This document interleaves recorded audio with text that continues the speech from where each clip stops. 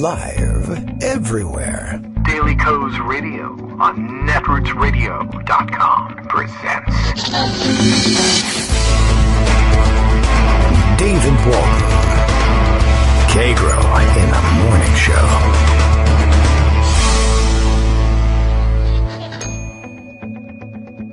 Now, here's David Waldman.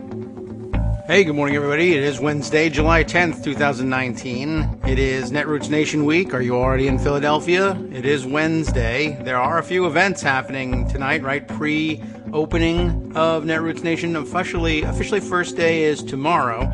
I'm not there. I don't know. Have I mentioned that? I am moving closer toward you. I just inched a few, I moved the seat a few inches northward. Did you feel it? Did you feel the great disturbance in the force?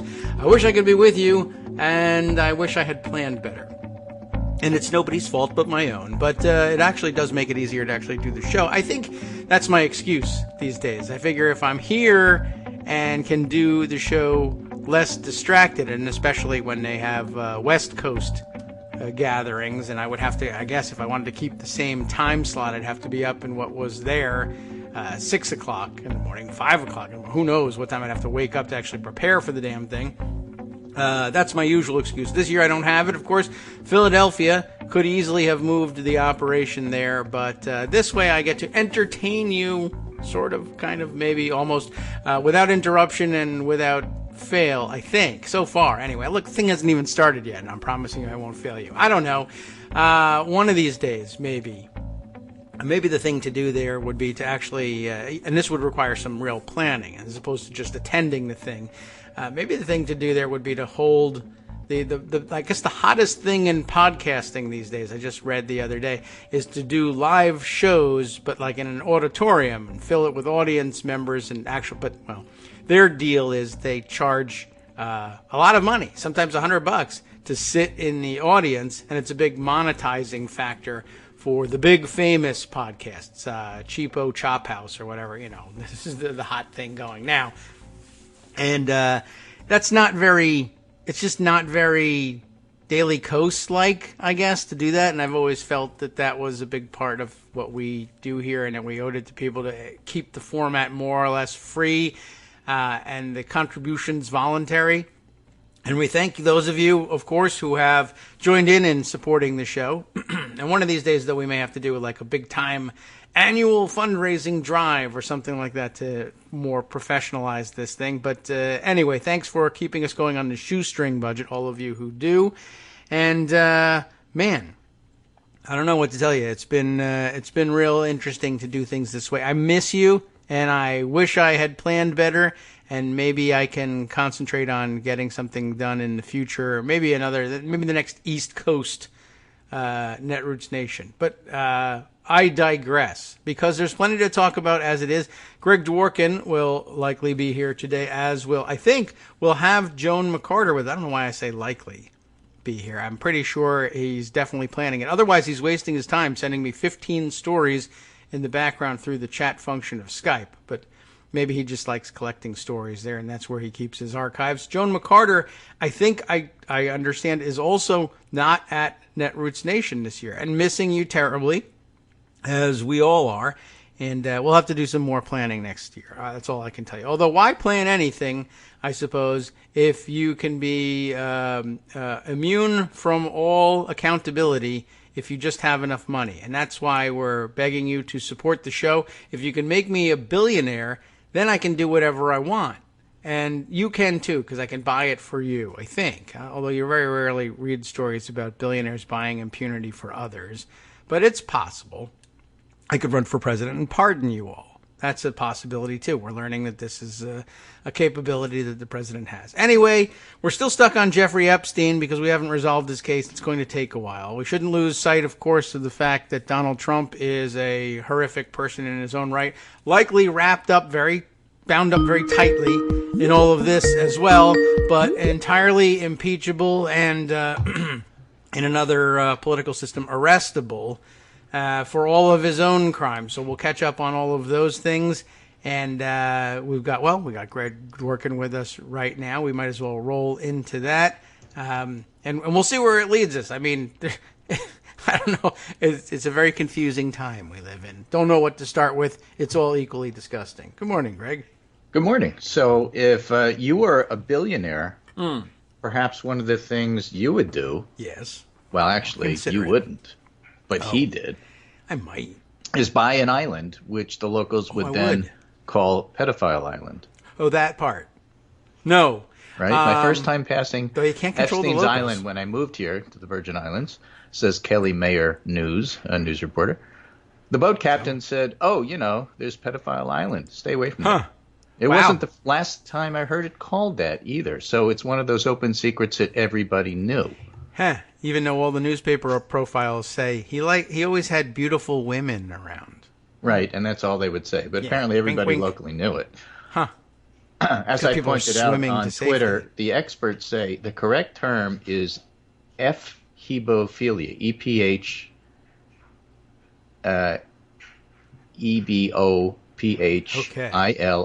That's the term for 14 to 16-year-old girls. Ephebophilia. Not pedophilia. No. And the country says, because we went over this with Roy Moore, the country says, I never heard of that word. The other Republican guy. Epstein's a pedophile, and you're just distracting us. Epstein owned Pedophile Island. And the Republicans say, you're using the wrong term. You're disqualified from talking about this. And Roy Moore is smiling. I guess so. Well, he's a creepy guy and smiles for all sorts of inappropriate reasons. He's innocent until proven guilty. Actually, he's already been found guilty. So, no, that one won't work either. Too. Yeah, okay. Well, that's true. We have that luxury. We don't have to wait. Yeah, I guess he was in court yesterday, and he had his lawyer there saying that basically their excuse at the moment is, I didn't know these girls weren't 18.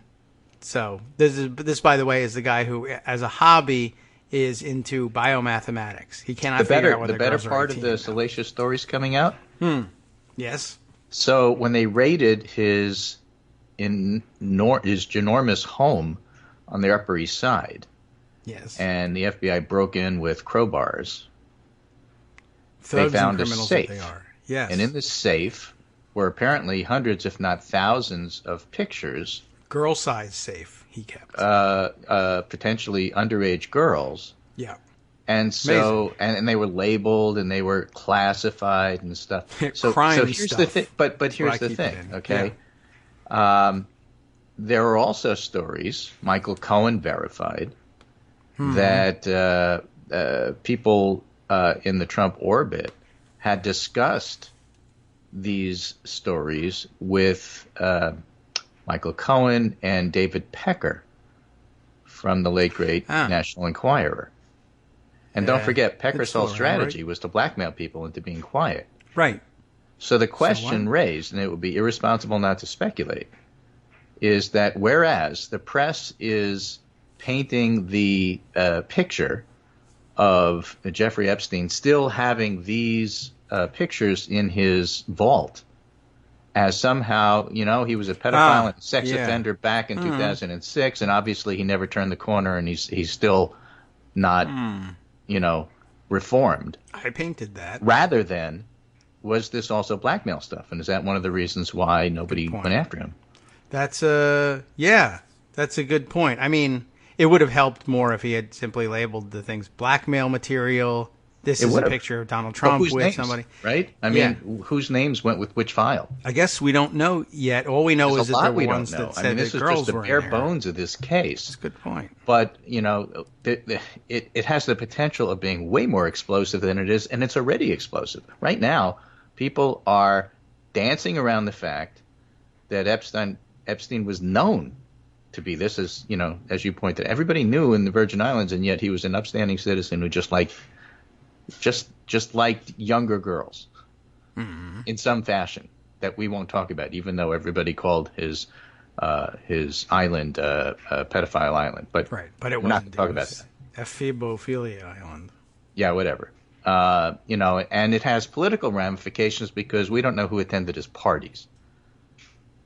One party he had, according to the New York Times, was him and Donald Trump and nobody else, and a bunch of Epstein's girls that he brought with him. That's party. And at the same time, one of the victims, who is 15 years old at the time, I guess was on Good Morning America today, or no, she was on Today Show with Savannah Guthrie. That's NBC, Okay. talking about the details of that. And it's yet another one of those young girl details, horrendous details of an older man having sex with her, which sounds awfully much like rape, even though I am not a lawyer. Yeah, And, well, it would be. Epstein is going to have this stick. Trump had the same charges against him made. Yeah.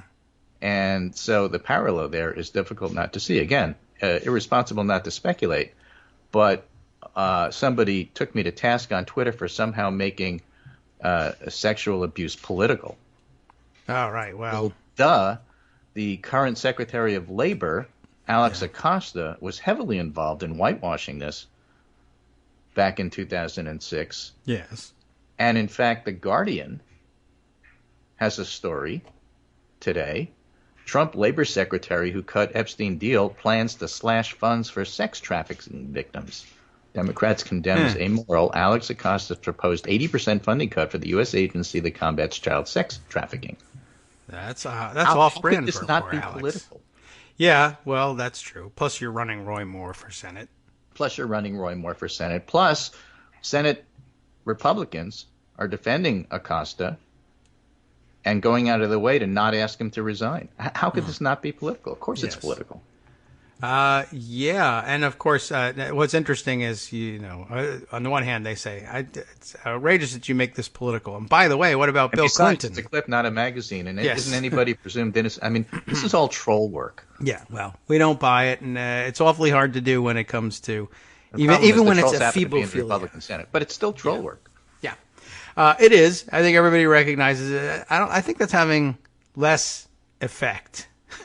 But It's not going to save Epstein, that's for sure. yeah, that's true. funny. Acosta, though, is off-brand with this thing. I mean, his actual, it hasn't really been a defense or a shield thrown up in the face of the Epstein charges directly yet. But he made a big deal of, why is this guy Secretary of Labor? And his big pitch was, well, as a prosecutor, I was a big fighter of sex trafficking.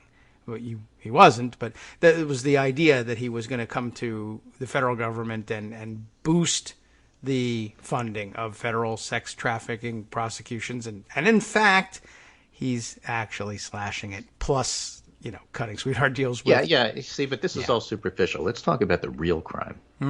Yeah, okay. What is that? The real crime, says Mick Mulvaney, is that Alex Acosta is not sufficiently into deregulating. It sounds like he has is. to go. Oh, I guess. Okay, well, that will be interesting. So the report He's forced circulating out. now, Acosta is only going to last a couple of weeks, then he's out. Because but he's not out because of deregulating. this stuff. It sounds pretty deregulatory to say, Yeah. whatever you want to do. I'm with suing you for girls. making deregulatory comments about my Interesting. tenure as All right. Secretary of Labor. So What? they may be setting the stage for his exit, and yet not. Exactly. laying it at the so feet of his- I Okay. predict he will not last. That's a good- But the reason he call. won't last isn't because of this. Mm-hmm. It's because a combination of things. Everything is multifactorial, right? Yes. It's never just a single, this, then that. It's a combination of he's really making the president look bad, which is enough to get fired. In this administration, it's not the what you're accused of. It's making the president look bad. It's how it looks. It's the optics. Right? That's Yes, enough to get right. fired. But he's losing support because other people in the administration want him out anyway. Because just like Jeff Sessions, no matter how bad you are, when you get booted out of this administration, you get replaced by somebody worse. Yeah, that's true. And That I may don't know be who the they have in reason the why wings for this. people like Lisa Murkowski are defending him. Could be. It's the a best horrible case situation scenario. because it's a horrible. I mean, there's no win here. You get rid of him, and he's awful, and he needs to go. But if you get rid of him, you're going to have somebody worse. As a matter of fact, Claire McCaskill was on TV this morning on Morning Joe, saying, "Well, I'm terribly embarrassed about my vote to support him, but you have to understand, he was replacing somebody who was even worse." Was he? Politically. Yeah, maybe. At the time, we didn't know about this. That's true. They might but just be going politically, with... the person who was leaving was terrible, and so there's this seemingly okay guy wearing a suit and tie and not drooling on the floor, and that's the way we approached Attorney General Barr. And now we know a lot more than we did. We should have, but we didn't listen to the bloggers and the DFHs who told us this is a bad idea, and now we're embarrassed about it. I mean, that's a particular pattern that you see over and over. Yeah, that does happen a lot, and a lot of people ought to be embarrassed by that. Who was Acosta even replacing? I don't know. Or was he just I have to look that one up. That was McCaskill's comment. Yeah. I think McCaskill may be wrong. I mean, the parade of horrible people is just so vast in this administration. I don't remember them all. Yeah, I mean, I think he was just a late appointment. Maybe they had somebody in mind, and then they dropped out because they were horrific. That must be it, because I think he was the first actual Trump occupant of the office. He was late in coming, as they all were. Andy Puzdar's withdrawal for consideration as Secretary of Labor. Yeah, I can't remember what his Trump big went ahead problem and was. Nominated Acosta. Yeah, okay, that's and right. Puzdar became the first Trump nominee to fall before he was confirmed. Yeah. Do I remember why? Serious jeopardy for multiple reasons. I'm just reading from a New York Magazine article from the time. He was always one of the more vulnerable Trump nominees because he didn't just defend left-of-center people who thought it was perverse to name a notorious labor law scofflaw to serve as the alleged defender of American workers. He didn't have to be especially liberal to be irritated by the highly porcine series of Hardee's Carl Jr. ads featuring beautiful women eating burgers and bikinis, as the fast food mogul lovingly put it. How old were they? That's who he was. And then he once employed an undocumented immigrant as a housekeeper, a mistake. That can't be it. His status grew even shakier. Then just this week, senators retweeted the clips of Puzdar's ex-wife alleging domestic abuse and threats of revenge on a 1990 Oprah Winfrey special. That's about as public as it gets. Right? Huh. And then the coup de grace today, the coup de grace today came from a most unexpected direction. The editors of the venerable conservative magazine National Review came out against Puzdar's confirmation on grounds his past support for comprehensive immigration reform makes him an inappropriate cabinet member for Trump. There we go. So, you'll have to send me that article too. I can let people review that one. That would do it. And although it ends up being entirely... It ends up being the same thing, right? I mean, he did these horrible things, including domestic violence. And by the way, he wasn't on board with the wall, so he's out. Right. So he gets the same story from the Trump side and the same wrong story from McCaskill again. In fact, the next person was worse. And I guess her theory as well, if we had rejected Acosta, there would be someone even worse than Acosta next. That was the thinking. And she said, I was wrong, I'm embarrassed, but that was the thinking at the time. Well, bad thinking. And the trouble is, no matter who Trump nominates, they're bad. Yes. And there would be nothing wrong with all of the Democrats just saying no, even though they don't have the power to change things. Yeah, would have been the thing to do. And that includes Joe Manchin. Yeah. Who had an interesting day yesterday. Did you see his No, I was caught up with this legislation that he introduced? Everyone was caught by surprise and asked, are you sure Joe Manchin introduces a bill to, I don't know where it's going, but a bill to withhold any federal funding for the World Cup 2026, which I guess we're hosting, and to withhold federal funding for it until there's equal pay for the women's national soccer team. And everybody said, okay, that sounds like a good idea, but did you say Joe Manchin? And I don't know whether he has, nieces who play soccer or something. Hey, well, listen, just to make things clear, it's a wonderful day today because the Canyon of Heroes is going to host the ticker tape parade for the national team. Yes. That would be the women, the team that wins. And, of course, the last ticker tape parade in New York was for them, too. Yeah. They're racking up the victories. I mean, they're back-to-back World Cup champions. Deserve back-to-back ticker tape parades. It's too bad we haven't had a hero since then. There are no ticker tapes, by the way, and so New York being New York, they've saved ticker tape for use for these parades. They're stored somewhere. Like the stuff we used last time, maybe? Like, you mean? Or, Yeah, or are people... I think they have ticker tape. They just, they have confetti somehow. They don't print anything. Because people don't use just, ticker tapes anymore, see, so they're not ticker tape parades. So it's is there now a warehouse parade down full the canyon of at Heroes. brand new ticker tape that they are just going to... They just now No, save I don't to know throw that at they people? make ticker tape anymore. There's no tickers. So what do they put Right? in the warehouse? We got electronic reporting. There's not a warehouse full of garbage from the last parade that we throw at them. That's not what's I think they right? just use the stored telegraphs. Okay. All right. We Right? can stop that, the end too. of the Civil War. Yeah. We might want to put an end to that. Okay. That's good, because they were shortchanged on the confetti at the World Cup, I understand. Were they? Yes. It was just in the middle, yeah. One confetto fell on them, I guess. Right. So, I guess... That's all the news. Rapinoe has more comments to make, but no, she's not going to the White House. No, I don't think... Yeah. Oh, Rapinoe, yeah. Toby, whatever her name is very upset with her because she says, get over yourself. All you did was win back-to-back World Cups. Tommy Lair, is she around? Yes. Yeah, she's upset about it for a reason. Oh. That's her attention for the day.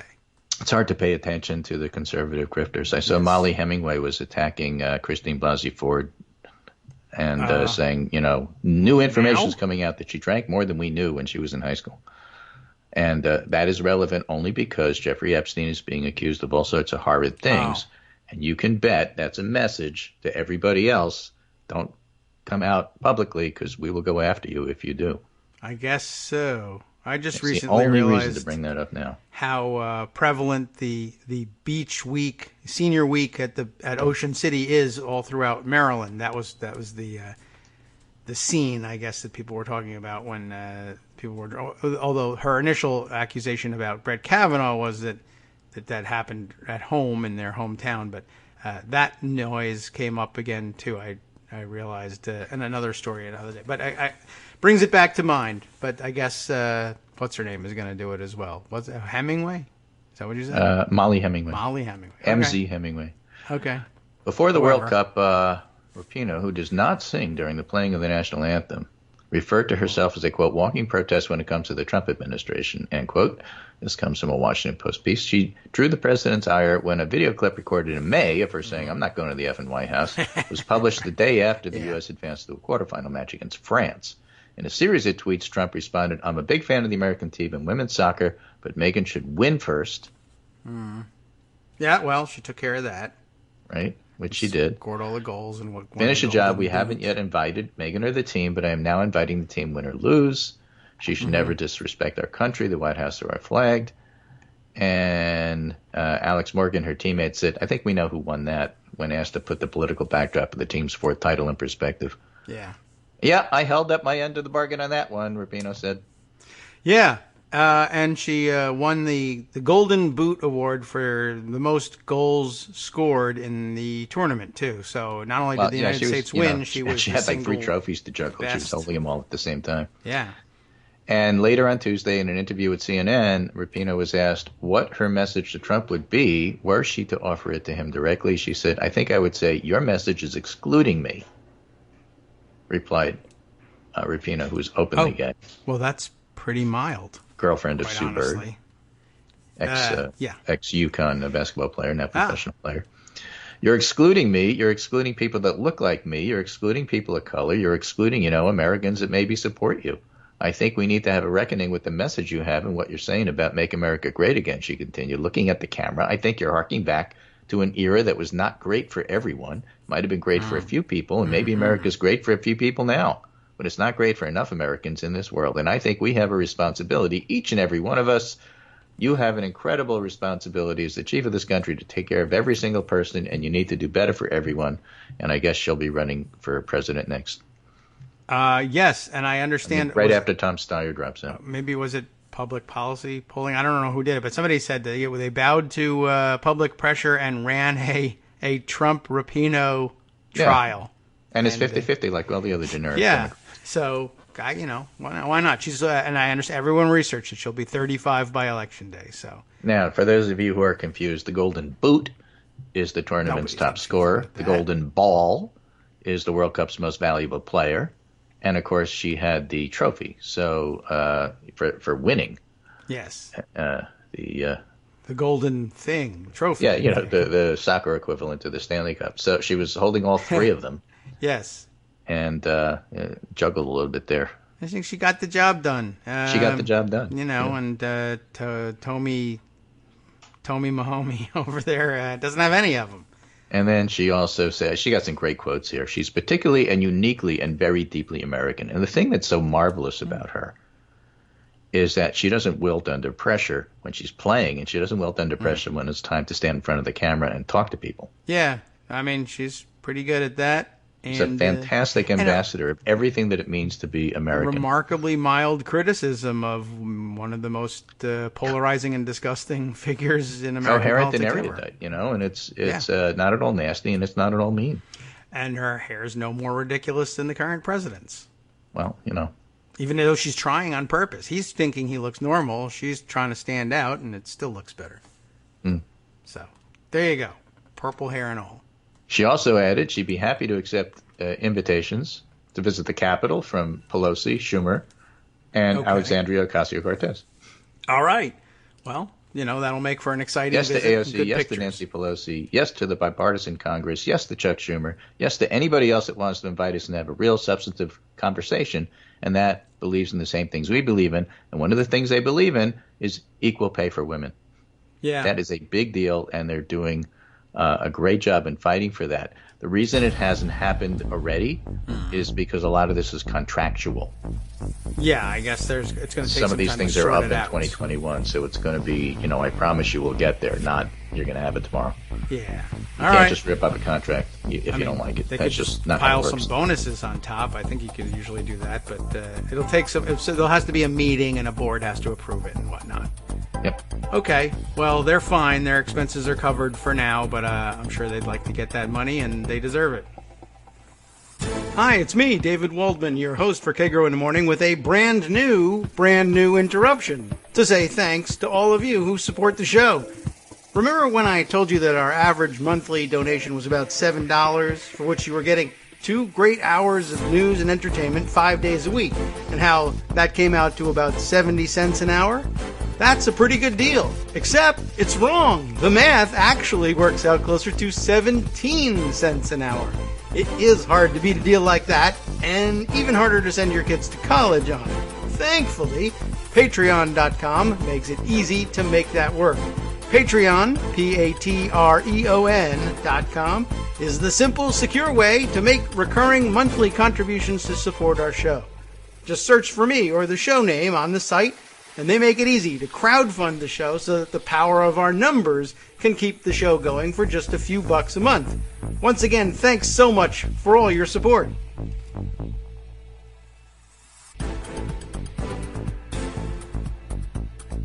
Welcome back now to the Kagro in the Morning Show here on Netroots Radio. We continue with our comprehensive coverage of Jeffrey Epstein and everything that he reminds us of, one thing at a time. Right. So, a little lightning round stuff. There's a bunch of things that I think are worth mentioning that may not, be 15 minutes worth. But Michael Isikoff is reporting in an exclusive, tracing the source of the Seth Rich conspiracy theory, widely publicized by Sean Hannity and Fox News, to Russia's Foreign Intelligence Service. Yes, very successful. Good job. No surprise there. Good job. Russia. Let's see. Strip club to host golf tournament at Trump Resort in South Florida at the Doral. Oh. Did you hear that one? Not a massage place, but an actual strip club. Shadow Cabaret. President Trump's golf resort in Doral, Florida, which I guess is troubled, as Susan Collins likes to say, is scheduled to host a golf tournament Saturday put on by a Miami area strip club, which will allow golfers to pay for a dancer to serve as their caddy girl while they play at the president's club. I see. I mean, the idea that he would be somehow associated with Jeffrey Epstein is ridiculous. He would never do this sort of thing in real life. This is a David Farenhold story. These are like old lady strippers, though. The Shadow All-Star Tournament is organized by Shadow Cabaret, a strip club in Hialeah, Florida. Emmanuel Mancuso, Shadow Cabaret's marketing director, said in a telephone interview this is the first time the club has had a tournament at Trump Doral. The Trump name and family crest are displayed prominently in the strip club's advertising materials. How do you get a family crest You pay somebody to make one for you, I suppose. Yeah, right. It's not like it's royalty and it's granted to you by the Queen. It's a tube of crest is what they have there. I think so. Which offer golfers the caddy girl of your choice, and then they have a picture of the of the actual event here in that story. So that is worthy of just keeping that in mind. Did any of them look strong enough to carry a bag, you think? I don't know. If you flew Epstein's Lolita Express private jet, the feds want to talk to you. That comes from a Bloomberg story.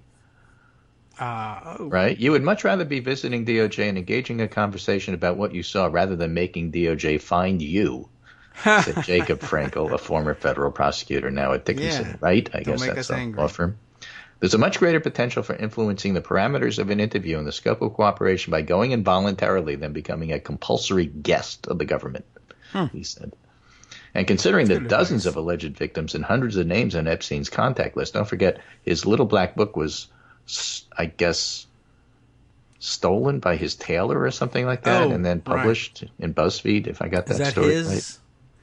Yeah, there was somebody had that happen. So everybody knows what's on the list, and the Epstein affair could be far from over. Some of the alleged victims have claimed they were farmed out to other men.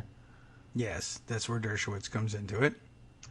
Epstein's little black book was published by Gawker in 2015. Years after he pleaded guilty in Florida for soliciting underage prostitute. Again, don't give me this, he's innocent until proven guilty. The guy's guilty. Yes, he just didn't get enough time. On Saturday, the FBI, using a crowbar on one of the most expensive properties in Manhattan, executed a search warrant in Epstein's Manhattan townhouse. It's a gorgeous townhouse. Looks nice from the outside. I heard it's nice on the inside. I wouldn't know. However, I did hear that part of the search, not only did they turn up the pictures, but they noticed the fact that the massage room, as they called it, is set up exactly as described, 15 years ago. He hadn't changed any of that. It's just ongoing operation. Right. Frankel said the case could develop much like the college admission scandal, in which a number of wealthy parents have been charged with paying bribes to get their children into top-tier colleges. More than a dozen have pleaded guilty. Once the key witnesses flip, including the victims, the potential's there for other participants to be implicated directly. That could be a veiled message in the U.S. Attorney's invitation to decide early whether to hunker down or come forward and get credit or acknowledgement for cooperation to avoid indictment. Interesting. What a parallel, too, between that and the Florida massage parlors / Mar-a-Lago ring. I think they're onto something. Right, or as my aunt always used to say in Yiddish, when a bird pooped on your windshield, for the rich, they sing. Okay. Right? I mean, you know the concept. They also... There's a different set of rules for the rich. Got it. All right. Well, and that has always been true. If you've ever flown on the jet, let the feds know whether you were there as a willing participant or as a victim. I guess they would need to know that too. Yeah. All right. So let's see what else we have here. Number of interesting things. Just a number, but pick one. It's hard to look at the landscape here and ignore the fact that this is absolutely being dominated. The news is by the Epstein stuff. It's funny. You look at certain stories, and you can say, okay, this is going to be a one-day thing. Then they're going to move on. Maybe a 3-day thing, and that's what happened with the latest accusation of sexual assault by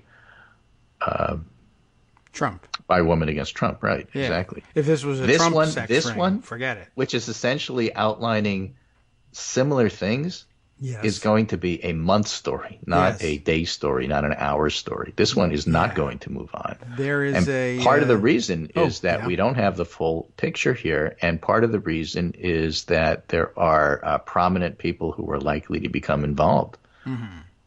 And so it's not going away, and that's just making all those desk editors assign reporters to say, well, who else? Yeah. And what's going on here? There's a weird, I was going to say one of your favorite terms. I think there's a weird shadow permission structure built into this, which is this is all, everyone knows, wink, wink, this is a proxy for everything they've ever said about Trump, and that he's definitely involved in this But you're allowed to go after Epstein. Yeah, you can go after him. You can go after all the other famous people. And the more famous names they have that aren't Donald Trump, but that everybody knows really are Donald Trump, the Well, longer it's this got can go nothing on. to do with Trump, except Trump, of course, is on that black book listing. And on the And by the plane way, as well. And sometimes when the Lolita Express wasn't flying for whatever reason, Trump flew Epstein to Palm Beach on his plane. I have that story as well. well, this is New York Times from today. It was supposed to be an exclusive party at Mar-a-Lago, Donald Trump's members-only club in Palm Beach, Florida. But other than the 24 or so women flown in to provide the entertainment, the only guests were Mr. Trump and Jeffrey Epstein. Yeah, that's Year was 1992. And the event was a calendar girl competition, something George Harani, a Florida-based businessman who ran American Dream Enterprise, had organized at Mr. Trump's request. Yeah. I arranged to have some contestants fly in, he said. At the very first party, I said, who's coming tonight? I have 28 girls coming. It was him and Epstein. Yeah. American Dream. Well, he partnered with Trump to host events at his casinos. Yeah. He said, Donald, this is supposed to be a party with VIPs. You're telling me it's you and Epstein? In fact, that was the case, an indication of a years-long friendship between the president and Mr. Epstein that, of course, it would be irresponsible to speculate about because he's the president.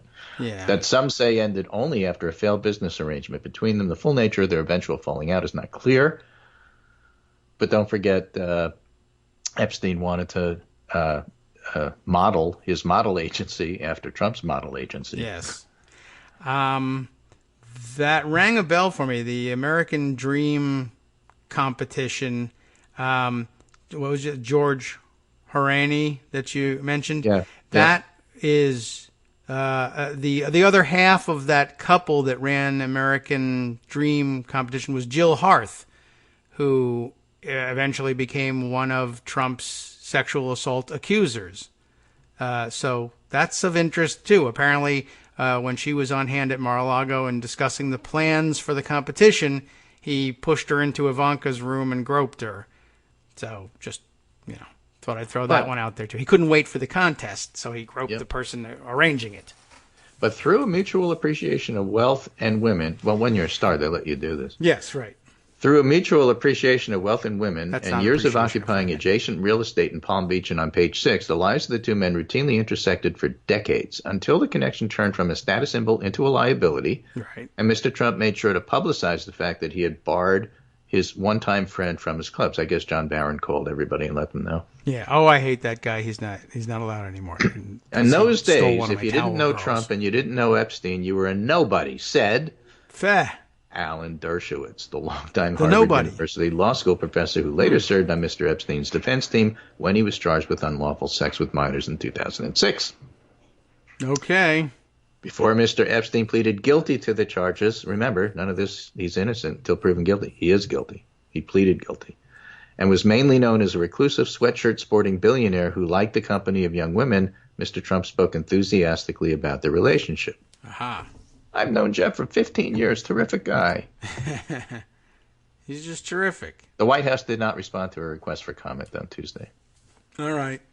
Well, I didn't expect that they really were going to comment, but yeah, he was a fantastic guy, and it was rumored that he loved beautiful women almost as much as Mr. Trump. Almost as much. Trump was even that, and he has to exceed him in that. Now it turns out he's a pedophile. I'm sorry, the other word for it. But Trump is totally more one of those too, except to the extent that you can arrest him for it. Right.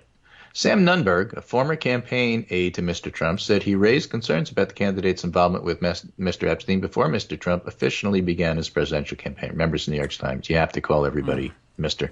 Yes, right. It's their style point there. But Mr. Trump assured Mr. Nunberg that he had barred Mr. Epstein from entering his clubs after Mr. Epstein had tried to recruit a woman who worked at Mar-a-Lago, I guess formerly for Mr. Peanut. I don't know. It's so weird to hear that particular yeah. By the way, point. that young woman that he tried to recruit, great success with that. That is, in fact, the lead plaintiff in all of it. She was working as a towel girl on the pool deck at Mar-a-Lago, and there's no tried to. He's in jail because he did. Right. Mr. Nunberg said that in early 2015 he was beckoned into Mr. Trump's office at Trump Tower in Manhattan along with Corey Lewandowski and Michael Cohen after David Pecker of the National Enquirer had just left the building. Mr. Trump showed the two men a copy of a new issue of the Enquirer that had yet to hit the stands, because Pecker usually showed Trump what was going on before it happened. They were friends. With pictures of Mr. Epstein's private island. Mr. Trump was gleeful about Mr. Epstein's connection to the Clintons and hinted there would be more to come. Yeah. Right? Prince Andrew and some others have also been implicated in that particular conversation. Mm-hmm. And so if you're going to bring in the royals, it's another way to make sure that this story just never dies. True also. Not that I'm advocating for this, because I have no idea what that connection was. But, just there's your hook for saying, oh, it's all about the Clintons, and ignoring everything else that's happening. Yeah. Promise you that's coming. The connection to the Royals also just as direct as the rest of it. The girl that he recruited out of Mar-a-Lago makes the same claims about Epstein and Dershowitz and Prince Andrew. She was with all three. Now, the thing is, the other side of that black book is that Epstein had a list of prominent people, entertainers, and such, and part of the deal in New York social circles is to make sure that you go to the right parties and be seen with the right people. Yeah, he was the wrong person, but okay. Right? So just because you're on the list doesn't mean that you're implicated in spending time at his island taking gifts from him in the form of young women. But you could have been. You don't know. So that's why, again, this story is just only beginning to roll out. And again, I don't think we can do this enough. Even the prosecutors did this when they had their press conference about this. But Julie K. Brown, journalist at the Miami Herald, is very responsible for having this done. The New York Times is covering this. The Jeffrey Epstein case was cold until a Miami Herald reporter got accusers to talk. Yeah. And she went and she found these folks and got them to open up to her. Tell your story, please.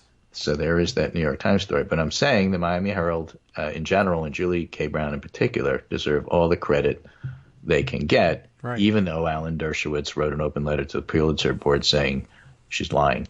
Yeah, I think she's going to get that Pulitzer in the end. Maybe for a different year, but they'll probably say, you know what? Sorry about that. You should have got it for another year, too.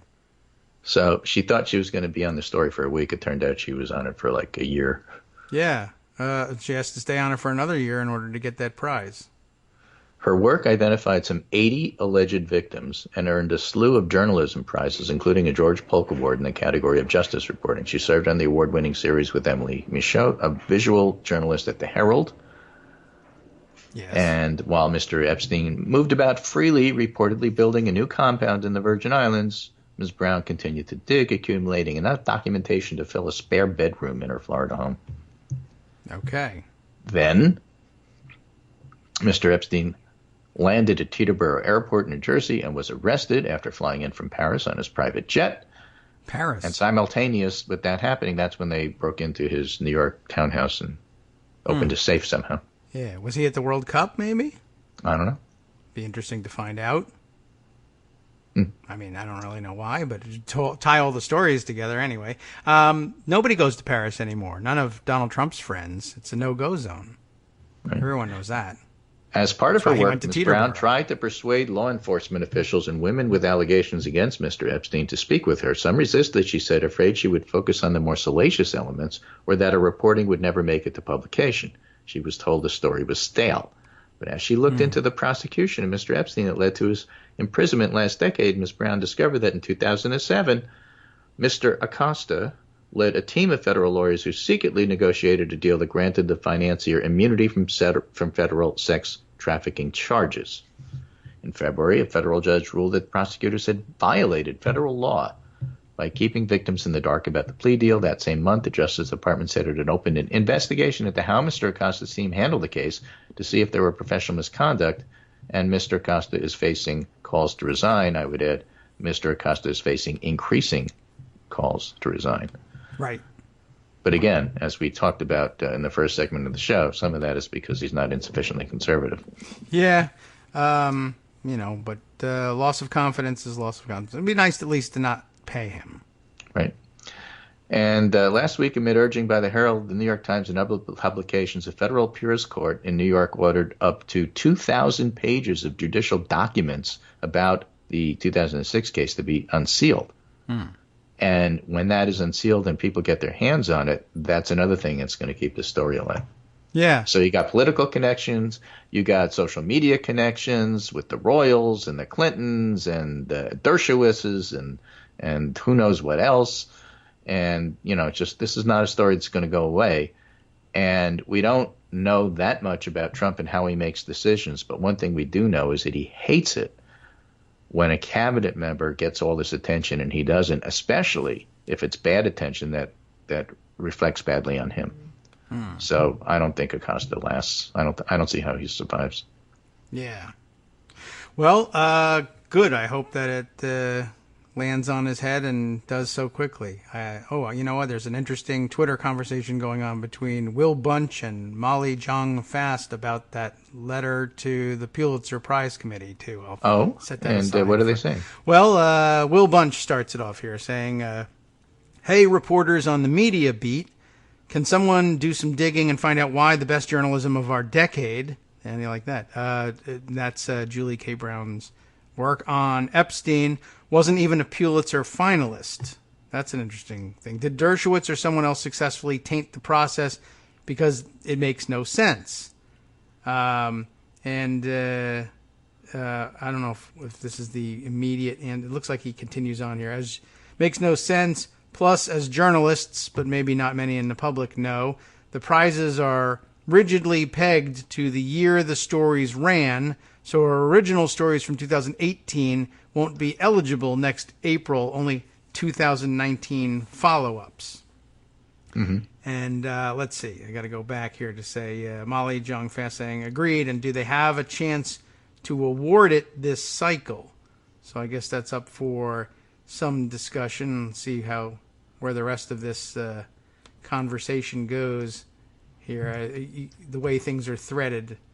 Let's see. And she mentions that Dersh wrote a letter to the Pulitzer Committee asking them not to reward fake news, and but that letter was written on April 3rd, 2019. Yeah. So it's this year. So yeah, I'm not sure how that plays into the cycle or what. Exactly. Will Bunch commenting, they can't help it if someone writes them an open letter. This actually happened in Philly with a corrupt local Paul named Vince Fumo, who wrote to the Pulitzer board about the Inquirer at some point, and the Inquirer in their expose didn't win either. Fumo later spent a ton of years in prison, hopefully like Epstein and Acosta. The Philadelphia Inquirer. Yeah. We're not talking about the National Enquirer. Right. So very interesting, and I guess this is something that's happened before, and the Pulitzer Committee is likely to want to not have an investigation of that going on, and we'll see how they deal with it from there. I don't know whether, I just learning about their yearly cycle here, so I have no idea, offhand whether this is something they can still do or not award or change their minds or what, but good journalists are talking about it at high levels on Twitter for all of us to see. I'll retweet it so that anybody listening live can go and find it, and I'll park it in the in Pocket there so we can show it to you later if you're listening on the podcast. Right, and so I will keep an eye out, now that you brought that to my attention, to Columbia Journalism Review and Pointer and some of the other sites that cover journalism from a journalism perspective. There is, in what fact, they have to say about it. And I'll share this later on so that you can continue on if there's anything else. But there's a number of other parallel stories going on of other women reporters, as it turns out, who have brought the idea, a pitch for a revival of the Epstein investigation to their publications, only to have it shut down and shot down. Despite mounting evidence by male editors, as it turns out. So that's part of the story, too. We'll share those later on. Unless you All want right, to hear well, them. I'm done. So go ahead and share. All right, well, I'll go ahead and share them with you. But we could do that in the second half of the show, and you could do that with the luxury of being able to watch TV in the background if you want to and not worry about ruining the audio of the show or whatever. Or even having breakfast. I have to say, since you started off talking about Netroots Nation, some of my fondest memories at Netroots Nation is getting up early because not all of our friends like to do that. Yes. And having breakfast with David, talking about politics before we went to the meetings, panels, and other presentations. And so that's how we would start up. You want to go to breakfast? I'll go.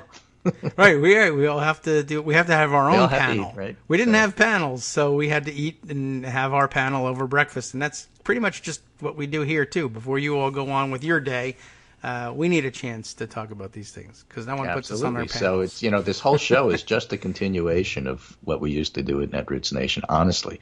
Yeah. So that's why we put it on Netroots Radio. It's very easy. Yeah.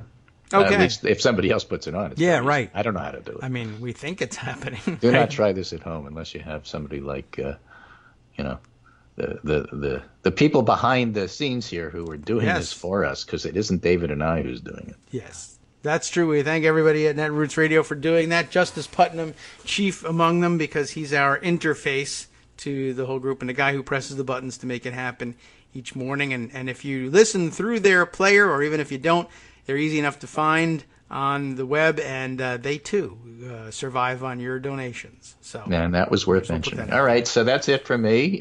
You'll have a whole second half of the show. Yes, I'll be back tomorrow. I'm also doing the pundit roundup tomorrow because Meteor Blades, Tim Lang, will be at Netroots Nation, so I'm picking that up for him. That's one of the things when everybody else goes, those of us who are left behind.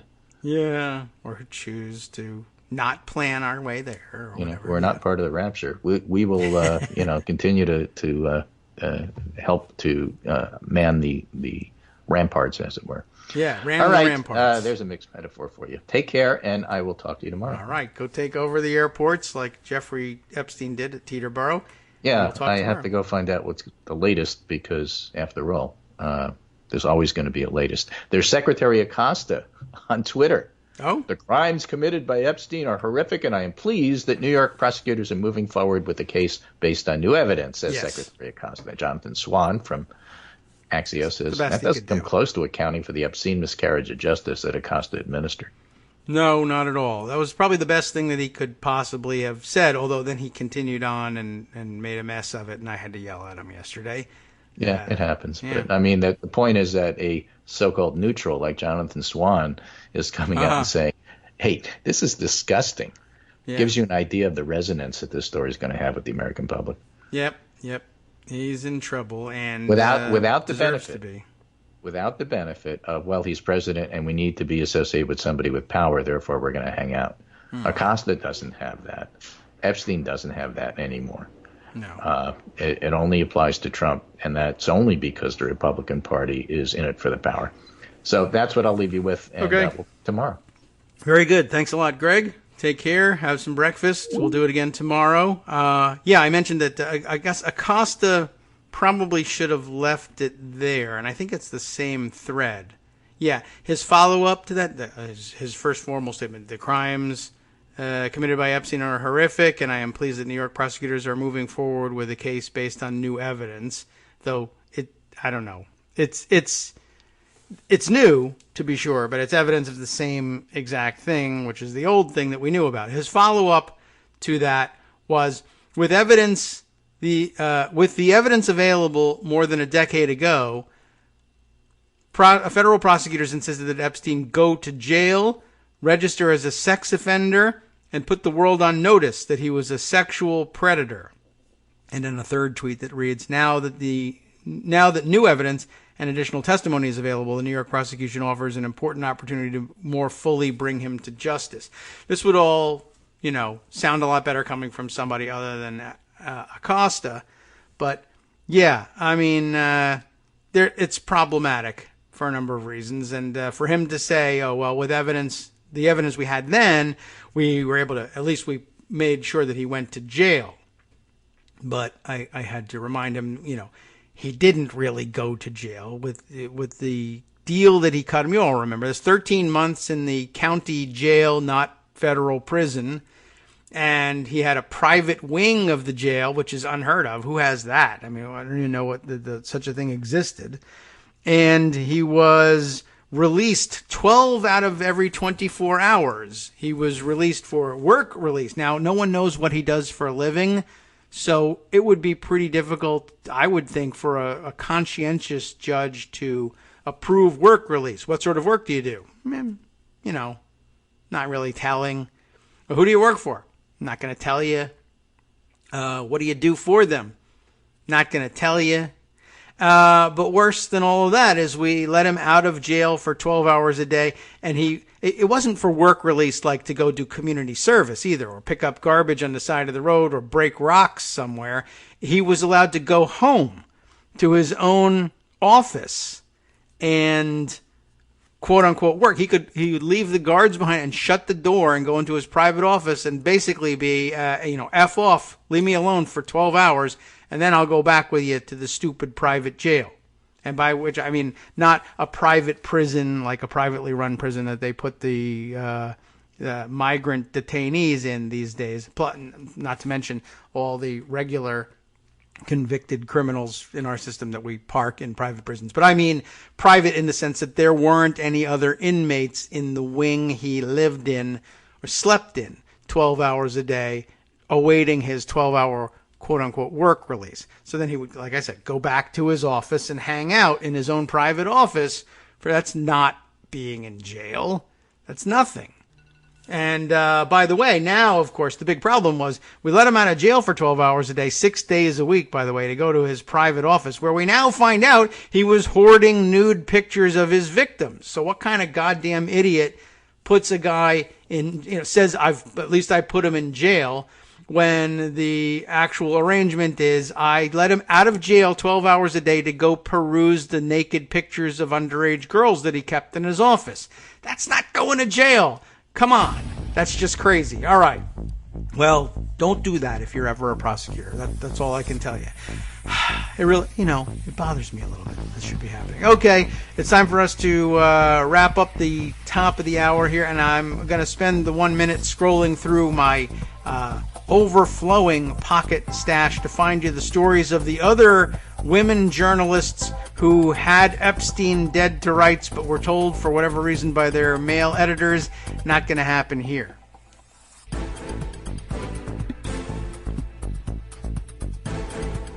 Welcome back now to the Kagro in the Morning Show here on Roots Radio. Boy, there's an awful lot happening. I can't even get to all the things that I have saved up for you because I have to finish up with breaking news that is relevant to where I wanted to go, that's coming in from Greg even still. Let me start with this one. He sent me this tweet that is from Lauren Stark, who is a PR person at New York Magazine.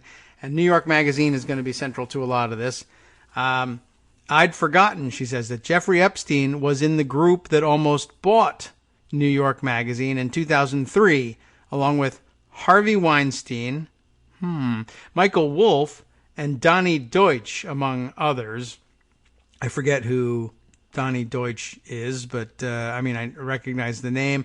But here's a clip from New York Magazine itself. I guess. I'm curious always now about the actual article. This is, when's the date on this one? Oh, they put their dates in funny places here. Is this from today? Oh, okay. I guess so. Jeffrey Epstein's Rolodex, a guide to his famous friends and acquaintances. This is, all I have here by way of dateline is 1:11 a.m. So they were up late on this one. Adam K. Raymond. Everybody who reports on the story has the middle initial K. Adam K. Raymond, Matt Steib, who I'll just call Matt K. Steib for clarity's sake. What is this? So after Jeffrey Epstein's arrest on sex trafficking charges over the weekend, blah, blah, blah, Miami Herald. No, I'm not going to go through all of the names on here. You know them already. Bill Clinton, Donald Trump, Alan Dershowitz, Ghislaine Maxwell, Leslie Wexner, Prince Andrew, didn't know this one, Tom Barrack. Maybe I should run through this just to be sure, and then I'll get back to the other thread I was tugging at. Tom Barrack, in Fire and Fury, his first book on the Trump administration, remember that one? Michael Wolff reported that Trump, Epstein, and private equity manager and Trump campaign senior advisor Tom Barrack were a, quote, set of nightlife musketeers, unquote, in the 80s and 90s, managing a phrase that is both ambiguous and terrifying. Once again, Michael Wolff doing that reporting. Michael Wolff, though, also almost part of the group that bought the New York Magazine. Michael Wolff figuring prominently in the stories I was going to bring you about efforts to report the Epstein story and getting shut down by the editors. One of the editors, I guess, being the editor of New York Magazine. Mort Zuckerman is also on the list, by the way. Next up, Woody Allen, which I guess is not surprising, but that's, I mean, he's in his social circle. I don't know if it's supposed to mean that there's any, connection to the activities for which Jeffrey Epstein was arrested, but maybe. Let's see. Woody Allen, the director whose adopted daughter Dylan Farrow alleges he sexually assaulted her when she was 7, so I guess there is some connection, has made several appearances with Epstein over the years. Allen attended a dinner party for Prince Andrew at Epstein's Manhattan home in 2010, and I don't know how many dinner parties there were for Prince Andrew at Epstein's house, but, there's some of the allegations that landed him in jail were alleged to have taken place there as well. He was pictured walking around the Upper East Side with him in 2013, and his photo was displayed in Epstein's study, a part of his famous persons collection, I'm sure. Babi, B-A-B-I, Babi Christina Engelhart, a former personal assistant to Epstein, who's got a very professional name, also alleged in a Hollywood Reporter profile that she and Allen had an 8-year relationship beginning when she was 16 and he was 41. Par for the course. Larry Summers also in here for people who want to blame things on Democrats or Democrat-adjacent people. Bill Barr is actually in here. How so? Though Epstein, this is more interesting than I thought it was going to be. Though Epstein failed out of college, and that's interesting too, because I was discussing with, was it Matthew Rigdon, a fan of the show and Twitter friend that we hear from every once in a while, spoke up yesterday in partial objection to the comparison between Epstein, because he left college without a degree, and Bill Gates and Steve Jobs, I guess. Did they both do the same thing? Others who have been immensely successful without graduating from college. And there was a different situation that Gates and Jobs at least attended some college before deciding that it wasn't for them. But as it turns out, Epstein also attended some college before deciding it wasn't for him. But it sounds now like this reporting makes it clearer that maybe college decided that it wasn't for Epstein. So that's possible, too. Another possible difference. Anyway, Bill Barr. Though Epstein failed out of college, Attorney General William Barr's father, this we knew about, managed to get him a teaching job, teaching math at the prestigious Dalton School in the 1970s. Barr also served as counsel at Kirkland & Ellis, the law firm that represented Epstein for his obscenely lenient 2008 plea deal. So that's rather a tenuous connection, but it's there. Still don't know what the connection between Dad and Epstein was, but okay. Ken Starr also in here, and also a Kirkland & Ellis partner, I think, at some point. Lawrence Krauss, theoretical physicist, retired from Arizona State. By the way, retired, but also it should be noted that he retired after multiple sexual misconduct allegations. Also appears to be a good friend of his and a guest at the U.S. Virgin Islands estate at some point as well. Krauss is also the source of one of the more baffling quotes defending Epstein. And this is from 2011. All right. If anything, the unfortunate period Epstein suffered has caused him to really think about what he wants to do with his money and his time and support knowledge.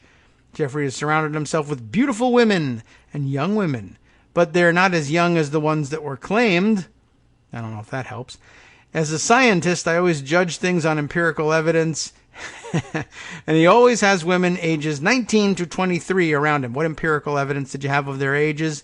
I would guess absolutely none, and it was totally ridiculous and foolish in the extreme for you to say something as broad and as dumb as a scientist, I always judge things on empirical evidence, and that the women were aged 19 to 23. I'm sure you didn't proof any of them, and no one should ever take anything you say. Now, no one should ever take anything you say about science seriously either, and that's a pretty terrible place for a retired theoretical physicist to be. Good luck in hell. Anyway, as a scientist, I am a liar, and I assume that all the women were over the age of 18 somehow, but I've never seen anything else, so as a scientist, my presumption is that whatever the problems were, I would believe him over other people. I don't feel tarnished in any way by my relationship with Jeffrey. I feel raised by it. Hellbound by Lawrence Krauss. It's probably disturbing, and there are probably dozens of you out there who are theoretical physicists yourselves who now have to cringe every time you quote his theories, if he has any. Okay, Harvey Weinstein is on the list, and I don't know what else you need to know about that guy. Other Epstein acquaintances, might as well run through the list here. Bold names. They did the actual bold naming trick. Alec Baldwin, too bad because he makes fun of Trump and whatever. I mean, let's see. I guess we should say something introductory about why they might be in there. The breadth of Epstein's social reach was staggering, so don't be surprised. But most of his famous contacts have never been linked to any of his crimes or alleged misdeeds. Epstein's 92-page address book, which was published by Gawker, has entries for, and then here come the names: Alec Baldwin, Ralph Fiennes, is that how he pronounces that name? I don't know. Ted Kennedy, he's like a famous guy. I don't know. Ted Kennedy, I know who he is. Ralph Fiennes, Fiennes.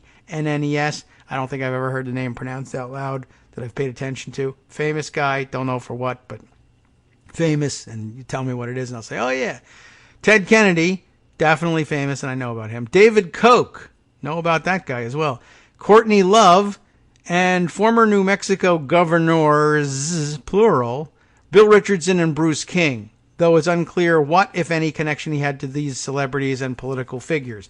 Richardson and Bruce King, if you were wondering why would he know multiple governors of New Mexico, one possible reason is that we read yesterday that he had built himself a palatial estate in New Mexico because one time he spent a month listening to or talking with a New Mexico-based theoretical physicist or something like that, another university professor, and he thought he might as well have a mansion to do it in. Guest lists for dinner at his Manhattan townhouse also give a picture of his influence. In 2010, there was Prince Andrew, also at the dinner. All right, so if we're painting with a broad brush, and you're guilty if you went to dinner with him. Katie Couric is out. George Stephanopoulos is out, and that's where I guess he lost all his interviewing skills. If he ever had any. Chelsea Handler and Woody Allen, who we already mentioned. Another dinner reported on by New York featured billionaire Mort Zuckerman, who we said, Google co-founder Sergey Brin, magician David Blaine, so that's it for me in magic. Forget it. I'm not performing any more magic. Donald Trump, Les Wexner, and a former British cabinet member, Peter Mandelson. Another cabinet member, Commerce Secretary Wilbur Ross. Really? Was he alive at the time? Also reportedly socialized with Epstein shortly after his release from prison. In 2011. So he put on his pedophilia slippers and hung out with Epstein. Epstein's private jet was another point of contact with figures in politics and entertainment. What attracted Clinton to Epstein was quite simple. He had a plane. Landon Thomas Jr. wrote in New York in 2002, before we could say, there might be another reason. That year, Bill Clinton, Kevin Spacey, and Chris Tucker flew to Africa on Epstein's plane. We heard about that one yesterday. Yes, and now good segue into what the hell were we trying to get out a few minutes ago. Vicky Ward, the journalist who wrote the 2003 Vanity Fair profile of Epstein, told Slate that, quote, "You got the feeling that his friends weren't real friends. He owned them. That he was the kind of man who collected information about people and then used it over them, like in his girl-sized safe."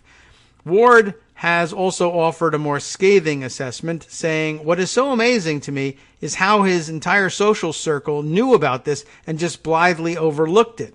All mentioned the girls as an aside. And they really do all make mention of girls and very often saying, yeah, well, very young women, etc. Oh, look, we're having an effect on the audience already. Our listener and Twitter follower, Ideal Lodge, remember, Neil, Ideal Lodge, just let me know. Searching for Lawrence Krauss's peer-reviewed study of Epstein's girlfriends' ages. Yes, we're going to have to make a serious search for these things. Michael Musson noting the 6 degrees of Kevin Bacon is a fun game. The 1 degree of Trump to all these horrible people needs to be the first article of impeachment. That'd be a good idea, but as you know, he's self-impeaching, and we don't have to worry about that anymore. By the way, thanks this morning to Serena Blaze, who just commented, bolstering our confidence, saying she likes reading the Kagro in the morning show promos.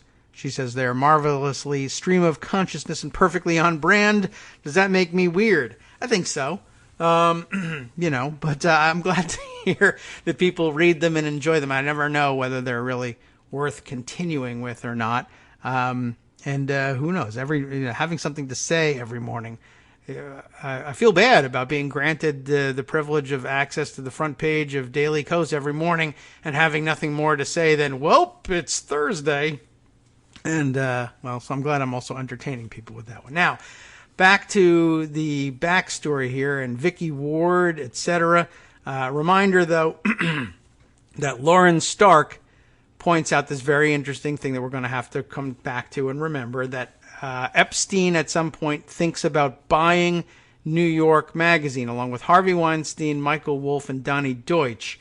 And it immediately makes me think of the, what did they call it over at the National Enquirer? The catch and kill situation, the catch and kill play, where the National Enquirer would get dirt on somebody or even affirmatively seek out dirt on friends of, quote unquote, friends of the National Enquirer who were worried about things like that coming out in National Enquirer, and then buying the exclusive rights to it the way, the way they did with Trump and some of the Playboy playmates that he had affairs with, buy their story exclusively and then not print it. And I wonder whether this ownership group had in mind the ability to use New York Magazine not only to shut down bad stories about them, but to affirmatively seek out ones that hadn't broken yet and make sure that they never did break. It's a good question. So a good reminder there from Lauren Stark. And now let's jump over to Pocket and see if I can't find these other stories. Is this one of them? Yeah, this is one of them. And here we are. The first one I saw, and then I have some counterpoint ones out here as well. First one here is from Kim Masters. Describes herself in her Twitter bio as surviving journalist, with some various credits here on the Peabody Board of Jurors as well. So a very interesting perch from which to be watching this story about the journalism aspect of all of this. So Kim Masters is reacting to the tweet of Michael Calderone. I think we've better known to me in terms of stories we've read on the air before. Politico senior media reporter Michael Calderone tweeting, ex-Vanity Fair editor Graydon Carter. I love those fake-sounding names. Graydon Carter says, quote, "We didn't have confidence in Vicky Ward's reporting on Epstein," in response to her claim about him cutting accounts of 3 women from a 2003 magazine profile, and referring back to another Vicky Ward tweet on the subject. Vicky Ward's earlier tweet saying, in 2002, I was assigned to write a profile of Jeffrey Epstein for Vanity Fair. This was that piece. She connects to it here. But what was published was far from the whole story. And I guess then Michael Calderone, for whatever reason, then decides to pursue the Graydon Carter version of the story, which is of some interest as well. Let me just open up the Vanity Fair article in question and see that we have it on. Yes, I think I even parked it in pocket somewhere. It's called The Talented Mr. Epstein, in reference to that weird movie of about the same period, I guess, that what was it, Talented Mr. Ripley, which may or may not have been a book. I'm not good at figuring out the book side of these adaptations. But an interesting 2011. What is this? Why does it say 2011? Is it updated? It's dated first as a part of the Society section of Vanity Fair, if there is another section. I don't know about it. March 2003.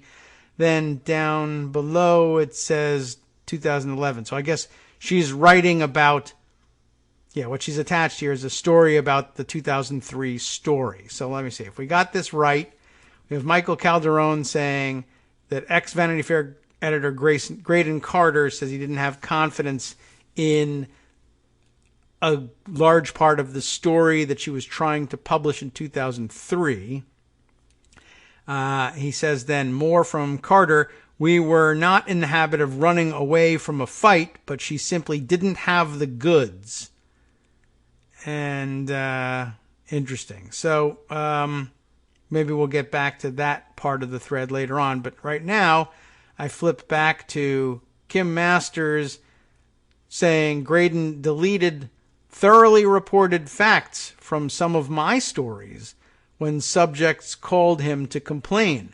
Believe Vicky Ward on this. And Vicky is rendered here as her Twitter handle, Vicky PJ Ward. I should add a K to that because, she's reporting about Epstein. But okay.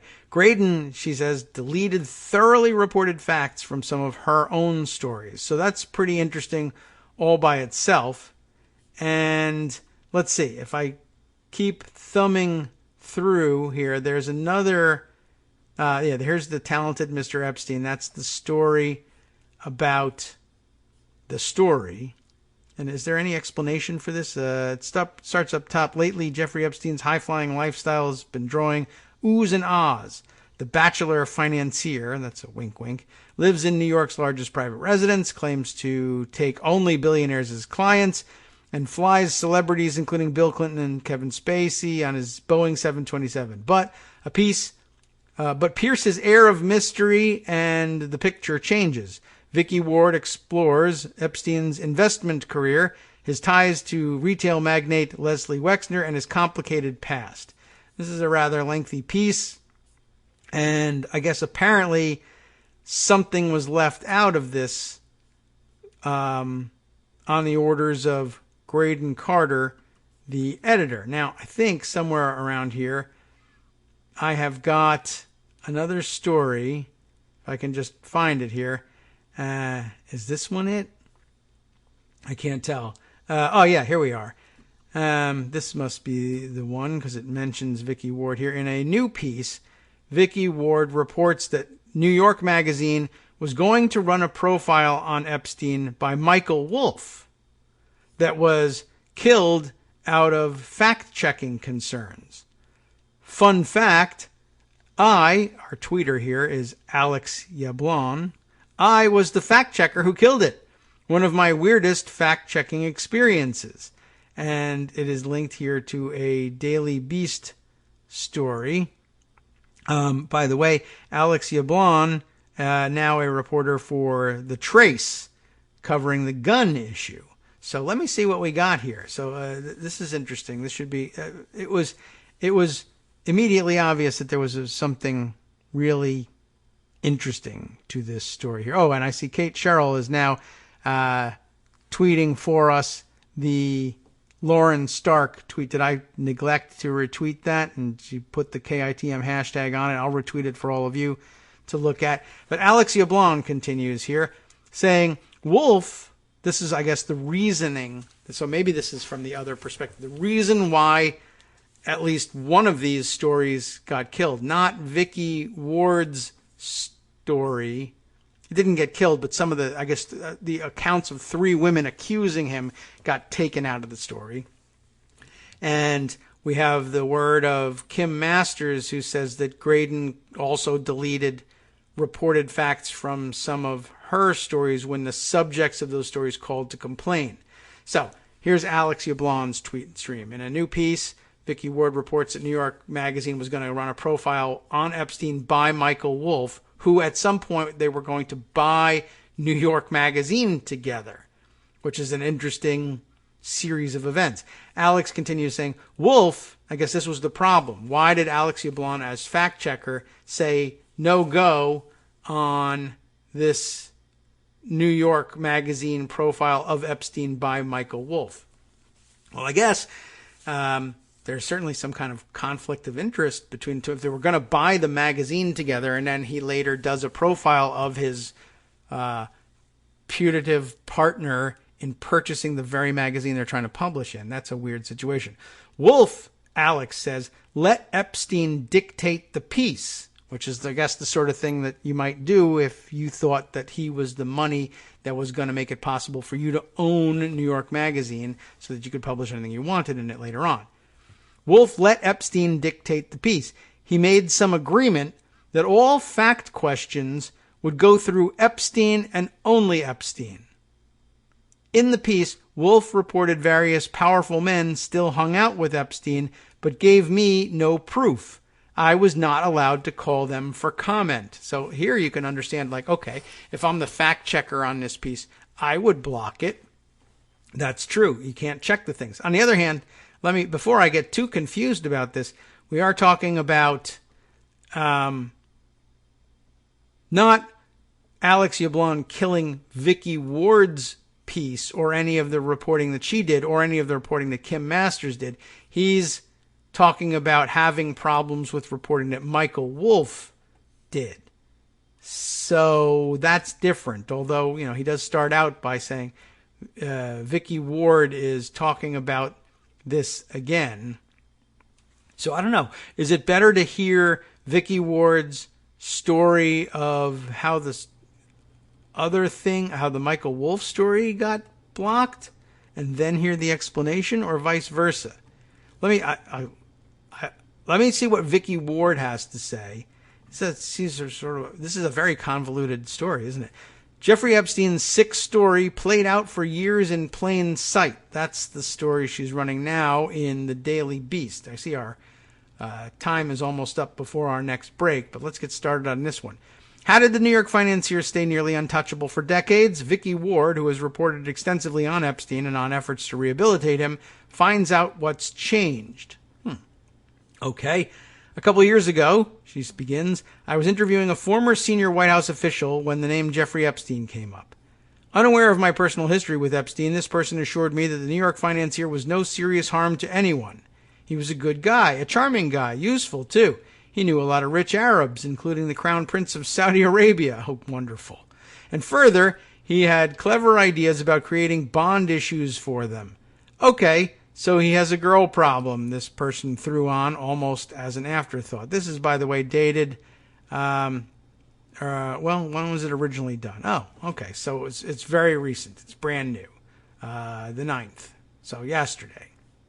Okay, so we're fully aware of who is the Crown Prince of Saudi Arabia and what is he all about. And now that we know that there are former White House officials who are in Jeffrey Epstein's Black Book, like George Stephanopoulos, we can now guess at whether or not this is George Stephanopoulos talking to her. I don't know. You don't know. We're just saying it could be possible. Epstein's name, I was told, had been raised by the Trump transition team when Alexander Acosta, the former U.S. attorney in Miami, who's infamously cut Epstein a non-prosecution plea deal back in 2007, was being interviewed for the job of labor secretary. Plea deal put a hard stop to a separate federal investigation of alleged sex crimes with minors and trafficking. Is the Epstein case going to cause a problem for confirmation hearings? Acosta had been asked. Acosta had explained, breezily apparently, that back in the day, he'd just had one meeting on the Epstein case, really. He'd cut the non-prosecution deal with one of Epstein's attorneys because he'd been, quote, been told. How do you like that? because he'd, quote, been told to back off. That Epstein was above his pay grade. I was told Epstein, quote, belonged to intelligence. Wow. And to leave it alone.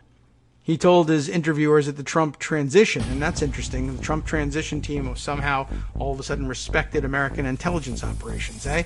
So he told the Trump transition team, who evidently thought that was a sufficient answer and went ahead and hired Acosta.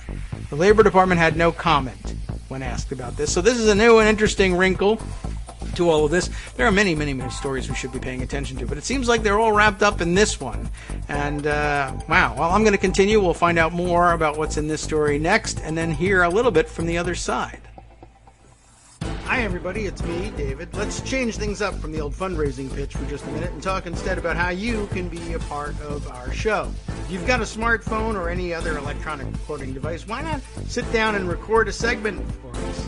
Read us an important article and give us your take. Read one of your own original essays, or even just give us your commentary on something you'd like to share that's important to you. Then send the file to me at kagrox@gmail.com, and I'll try and work it into the show.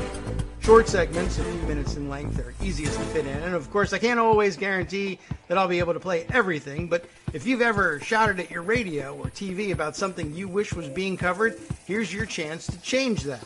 Make the show your own. Send your submissions to me at kagrox@gmail.com.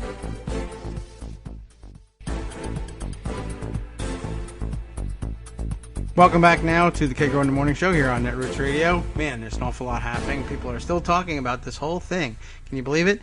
Out there on Twitter as well. Okay, so where were we? Okay. Joan McCarter is here. Oh, boy. All right. I had almost, I got carried away with the Jeffrey Epstein story and almost forgot that we actually had to hear or be expecting your call today. Joan, good morning. How are you? Are you disgusted by everything? I'm disgusted by absolutely everything. Okay. I was supposed to start my morning with Jeffrey Epstein. Yeah. Writing that story, and I couldn't. Yeah. Well, I couldn't start my day with that. It's becoming so quite instead, amazing. I wrote about Amy McGrath's record fundraising haul in 24 hours. That seems like it would feel a little bit better.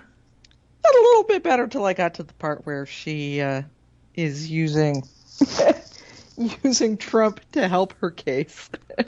I don't think it'll work necessarily. Okay. She's saying that McConnell's obstruction is preventing Trump from doing the things he said he wanted to do for Kentucky. So, Well, you gotta work do the angles. It's Kentucky. Yeah, I mean, I gotcha. It's a reflection of how much everybody hates Mitch McConnell that she raised $2.5 million in 24 hours. Yes. I guess so. 1 million of it in the first 5.5 hours. Average donation of $38.15. I love the 15 cents. Yes. Well, it's always important to get it down to the penny. Or they should do it like gas prices, 0.9 cents at the end. Yes. All right. Well, being rid of Mitch McConnell would be a huge boost. I imagine you couldn't be terribly unhappy with having somebody who's really not all that great, a Democrat, in his place, but at least it's not him. I mean, he's been absolutely... people are still... Today, you'll find people debating... I'm not sure which one was more terrible for America as a whole, Mitch McConnell or Donald Trump. And there's good reason to question that. I debate that daily. Yeah, you do. Professional. And usually come down on the end of McConnell. Yeah. Because he's the one who could stop a lot of what Trump is doing. Yes, that is true. Of course, so is Nancy Pelosi. That's an entirely different story. Yeah, this is a nuanced it's growing increasingly frustrating. Yeah, it's troublesome, to say the very least. But yeah, he could be stopping it, but he's not. And I guess it's also troubling, as we're frustrated with Nancy Pelosi, I guess, for McGrath to be saying, yeah, he. What's worse is he's stopping even more of Trump's great things from happening. Wow. Yeah. Okay. Yeah. Well, kind of hard to do that. Particularly on a day when a Trump judge on a 3-judge panel in the Fifth Circuit Court of yes. Appeals is being crazy about Obamacare. Just one? Just one Trump judge on the 3-judge panel, a George W. Bush judge who was nearly as incoherent and unlawful in questioning, and a Carter judge who didn't speak. Oh. Well, okay. I heard that they had a lousy day in court yesterday, and it doesn't bode particularly well for the case. It doesn't. It doesn't bode well at all for John Roberts, who's going to be put in this position again. Yeah. It doesn't bode well for the Affordable Care Act if Yeah. Ruth Bader Ginsburg doesn't stay really, really, really healthy. Yes, that too. So keep planking. And, stay healthy. Keep up those planks, those push-ups, those weights. She's doing everything she can. She's dedicated to the idea of as long as I can live until a normal person can replace me, I'm here. Sorry, I don't get to retire. That's it. So that's too bad. But yeah, I heard that there was a lousy day in court. It's grim, and it's ridiculous. This is a case that shouldn't have gone as far as it has, but we've been there before with King v. Burwell, another crazy case that was on the shakiest of legal footings, but advanced anyway because of Republican judges. Yeah, they just say, well, there's no law to help us decide this here, so I just feel like this, and I'm a judge, so I get to do it. Yeah. Never mind congressional intent, although I think it was the Trump judge yesterday asked, well, why didn't Congress fix this? Yeah. The lawyer for the Democrats was like, have you looked at Congress lately? Have you looked at the Senate lately? Yeah. Have you looked at who's in the White House? They can't fix it. Politically, it's not feasible because Republicans won't do it. So, it's a catch-22. Yeah, Congress could fix this. No, Congress won't fix it. So a Republican judge is using the fact that, no, Republicans won't fix it to say, okay, we have to throw the whole thing out. Yeah. They engineered this. I mean, I guess there was no reason to believe they were going to abide by the law at all, but they did lay down a sort of pretext for it. But lately, pretextual reasons are not super hot for the Trump administration in the federal courts, but only when you get to the Supreme Court. So, and we don't know. I guess it's a coin toss as to whether Roberts could either say, I told you the first time I'm not going to stand for this nonsense, plus I also just told you I don't stand for pretext, or whether he'll say, I did it, I saved you once, that's all I got in me, you win. I'm not sure. No clue. Yeah. No clue what he would do. Well, and, there's the whole legacy issue. Does he really care that much about how history is going to judge him?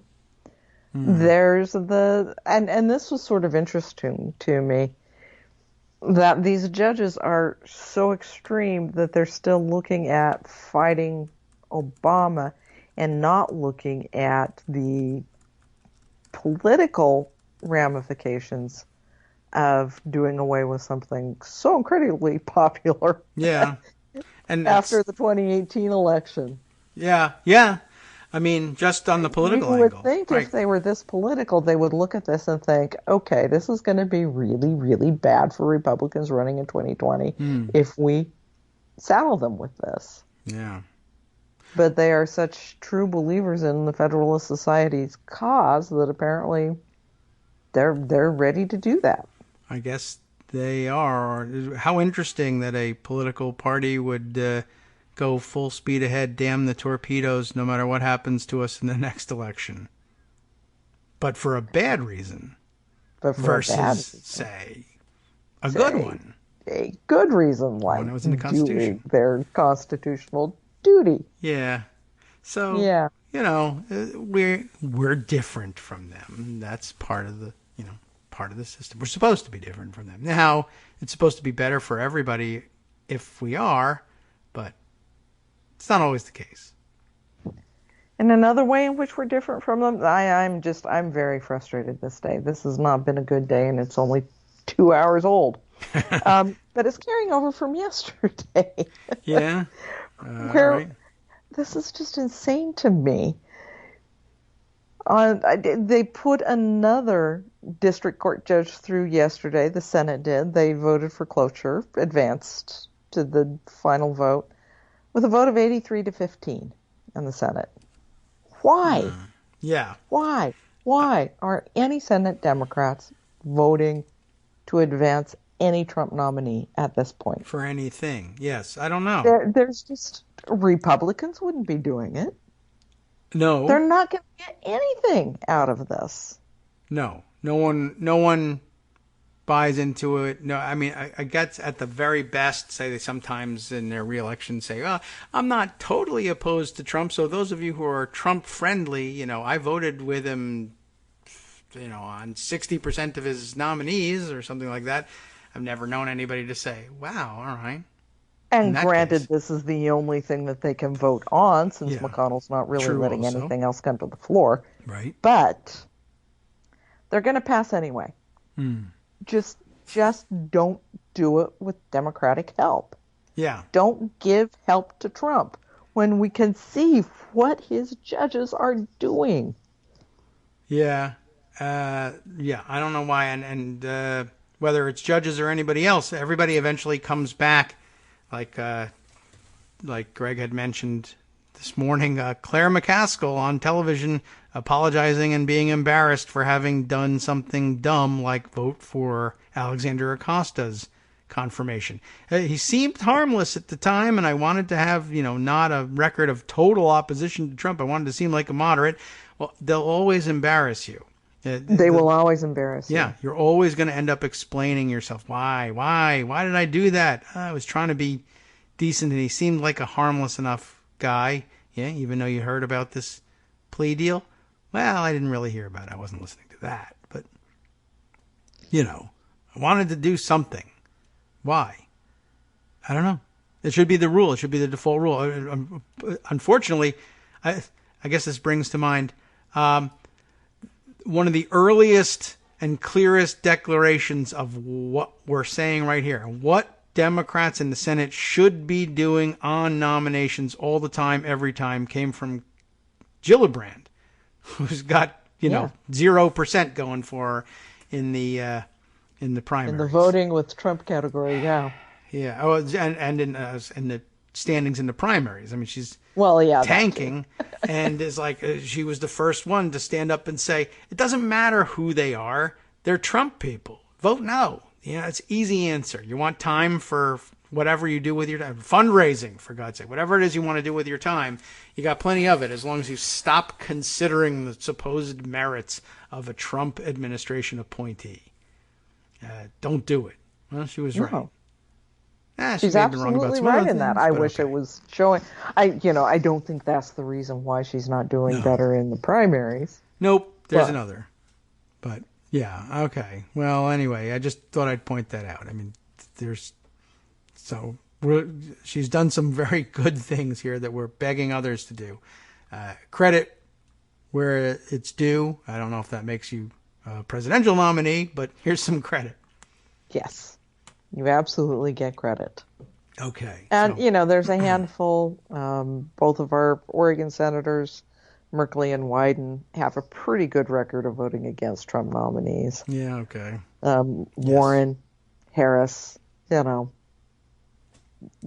100% against or 0% with, but they've been pretty darn good. Yeah. So it's not all of them, but still, 83-15. Only 15 Democrats said, no, You don't get cloture on this guy. We're not going to give you cloture on anybody. It doesn't matter anymore. Yes, they'll go through anyway.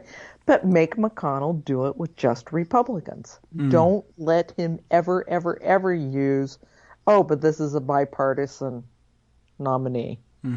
Ever. Yeah. Well, no such thing anymore. Not from this guy. No. Why doesn't he just have a bunch of acting judges anyway? Try that. Can you come up with those things? Their clerks become the acting judge. Well, I wish. Anyway, yeah, this it's pretty troubling, and there's not much relief from all of it in the Epstein story, although it does take some surprising turns every hour. Essentially, somebody else discovers something new and horrible about him, or that somebody else who's associated with him comes to light, and not all of it necessarily connects them to those crimes. It's just weird, and we're finding out there's a tremendous journalistic backstory to all of it as well. That's another Me Too story in a lot of ways. Yeah. Oh, absolutely. Because it's women writing these stories saying, Grayson Carter wouldn't let me publish. Yeah. It's a very well-reported story. Yeah. The one I was just reading sounds like a very weird, doubly weird story. That I guess this one reporter, Vicky Ward, had some great difficulty getting some of her stories published, or at least she got the stories published, but was missing from them because of Graydon Carter's objections as editor. Were 3 victim testimonials, essentially, or their testimony. I don't know. A testimonial carries a positive implication, I guess. But their testimony about what Epstein had done to them. And so essentially they were for years doing profiles of Epstein that drew the line at winking at about how, well, we've got some comments from famous people about, he's always got really young, beautiful women around, i.e. girls, actually. But we'll say women because if we say girls, people raise eyebrows. Yeah. And although who knows why they raise eyebrows. Some people who know about him would raise eyebrows and say, wow, they actually came out and said girls. And others would say, no, that's disrespectful. You shouldn't be calling these young women girls. No, seriously, they are girls. That's the reason we said it. But 14 is still a girl. Yep. Yeah. Can't get away with that one.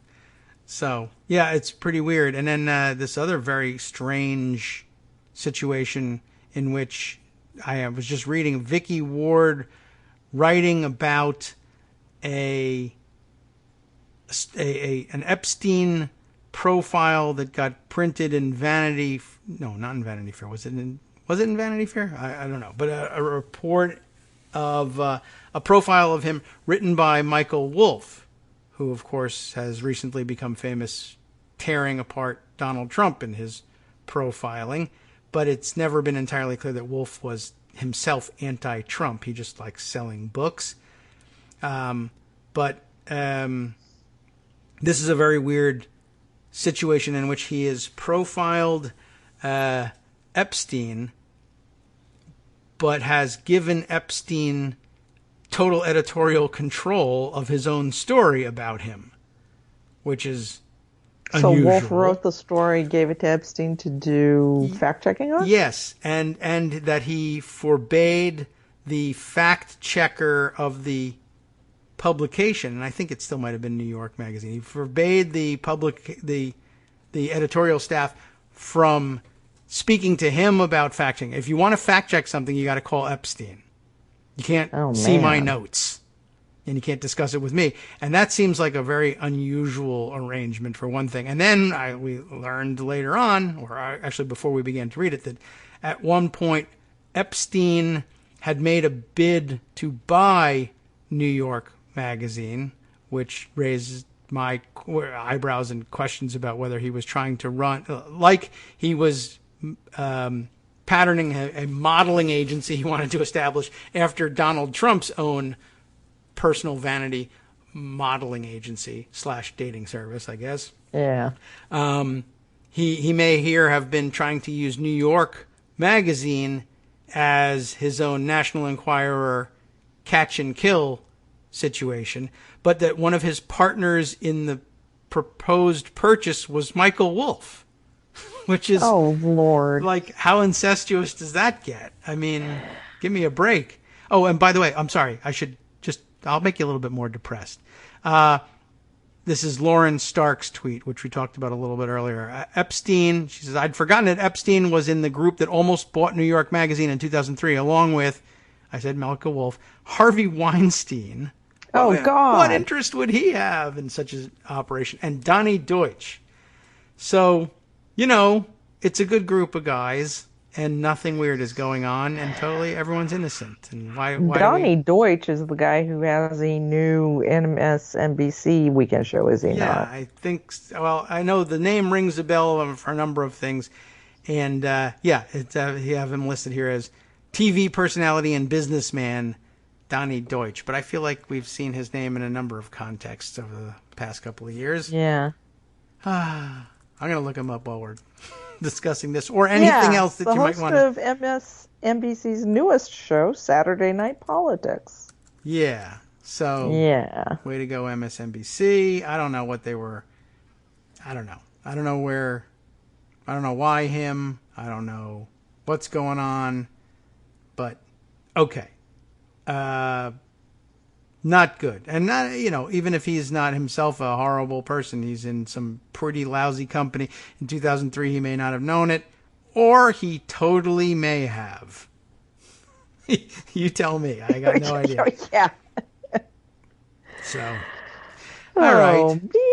Man. Anything else going on? I mean, I know this is no less depressing. We're not at Netroots Nation. That's sad. We're not at Netroots Nation. I'm sorry we're not at Netroots Nation. It's always fun. Hi, Bill, if you're listening. Yes. He's probably not listening. He's probably busy this morning. He probably morning. has more fun things to do. Yes. I saw him preparing all of the name tags for everybody as a volunteer in the operation there. He was tweeting about that yesterday. I don't know. So what else is, anything else not, and is there anything not depressing at the moment that you'd like to share, or we can linger on this just for its therapeutic value? Well, there's always Susan Collins. Ah, okay. Which is depressing because of Susan Collins and she's enabling all of this stuff, but it's good for getting you fired up. Collins is very proud, she tells Republicans, of her tax votes and her Kavanaugh vote. Oh, is she? Okay. But Susan Collins also says, the statement she released yesterday was so anodyne, so stupid, so Susan Collins. It's the Trump administration's Department of Justice job to defend the Affordable Care Act in court. Well, yeah, it is. And, well, yeah, they're not. In fact, they're doing the opposite. Here's the exact quote. The Affordable Care Act remains the law of the land, and it is the Department of Justice's duty to defend it. Aha. Yes. And? Yeah. Then what happens?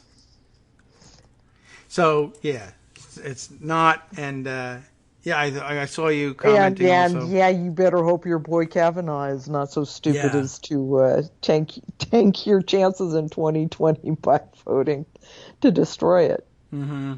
Yeah, and, no telling how he comes out on that one, except that most of the betting was, and most of your other Republican colleagues voted for him because they believed he would do exactly the opposite of what you believe. You're not even in step with your own part. Well, you are. You're just lying. It's why he was nominated in the first place. So, all right. Yeah, that's not looking too good either. And she's got her own challengers as well. And she's terribly concerned with the ranked choice voting now. Yes, because she could lose. Somebody comes in from the right. She's kissing up to former Governor Paul LePage. Wow. Does he wield any power? For his strong support of her current candidacy. Yeah. Great. Okay. So,